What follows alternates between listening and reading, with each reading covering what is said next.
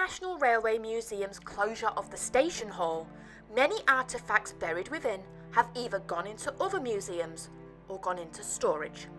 Some items have been left in situ, with tarpaulin and scaffolding protecting them from the essential rebuilding of the shed's roof.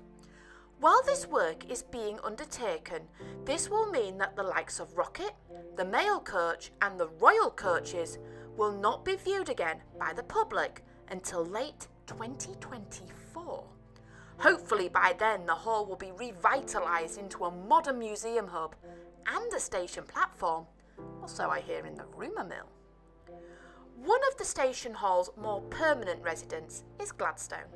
This wonderful engine has had the honour for many years heading the royal carriages in full royal regalia and greeting the customers as they walk in. So let's have a look at this unique engine and why it was given the honour of pulling the royal train.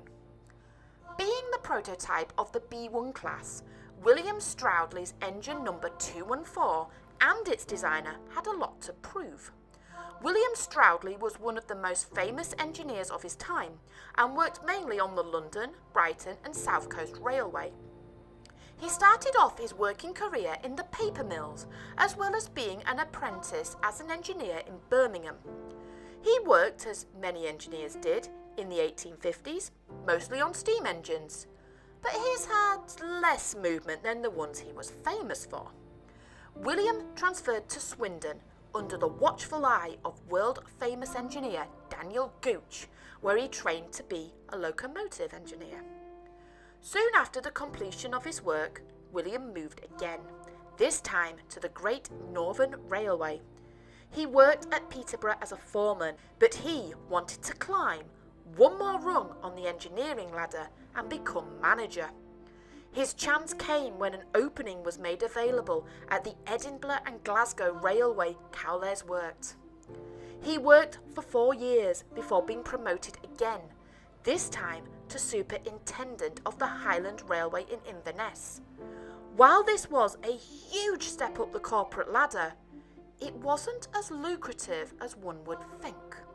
The railway boom was long over, and the Highland Railway was strapped for cash. Faced with little money flow for innovation, William's ideas were stifled. He was able to produce just one locomotive of his own, but it was nothing compared to other men in his position.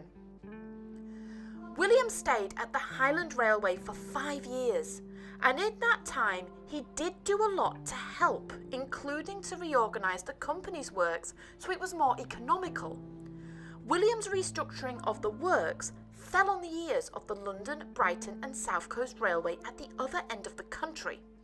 The company, a decade before, was flourishing and expanding dramatically, with most of the investment provided by the Overend, Gurney and Company, also known as the Bankers' Bank. But in 1866, the bank collapsed. Shares in the bank that were worth upwards of £15 each had as much worth as tissue paper, and panic caused a run on the bank, with hundreds of people banging on the branch's doors, desperate to save their cash. One of the hardest businesses hit by the collapse was the railways, and the LB&SCR was no exception. Overnight, it nearly went bankrupt and needed someone to help organise their works. William was a perfect candidate, and they called him in at once. This was a golden opportunity for him, and he set to work straight away. Luckily, the previous investment before the crash, and by standardising both rolling stock locomotives and increasing fares, the railway began to turn its fortunes around under William's care. The extra revenue was all William needed, and he set to work straight away on his loom locomotives. Gladstone 214 left the works in 1882, costing a pricey £2,655. It was given the name of Gladstone after the Prime Minister, William Gladstone, who was in office at the time. It was a common practice of naming engines after prominent figures, and a name from an acting Prime Minister was a great honour. Following successful trials, 5 further engines followed, with another 30 hot on its heels, and all 1936 worked on the London, Brighton and South Coast Railway as express engines. When you look at Gladstone, the first thing that strikes you is the wheel arrangement. Unlike other engines which had bogie wheels or leading wheels, the B1 carried its driving wheels at the front. Most passenger locomotives at the time tended to have its driving wheels either in the middle of the engine or at the back. By doing this, it meant that it was much more stable when going around turns. William studied the layout of his railway and concluded that the majority of the turns on it were within the engine stability limits. In short, the 042 wheel arrangement was here to stay. Gladstone did exactly what William had expected and had a great working life as an express engine up and down the line. It had the odd modification, such as new cylinders in 1896 and a modified boiler in 1907, but the engine worked well. Following the grouping in 1923, the engine's railway fell under the umbrella of Southern Railways, and it was given a new number, B618. The B was important as it denoted Brighton Works, where she was serviced. Gladstone, by now, was coming to the end of her working life, and Southern Railway were already putting in plans to scrap her as they standardised their fleet. Little did they know that plans were already underway to save her. When locomotives are retired, there are two options: save or scrap.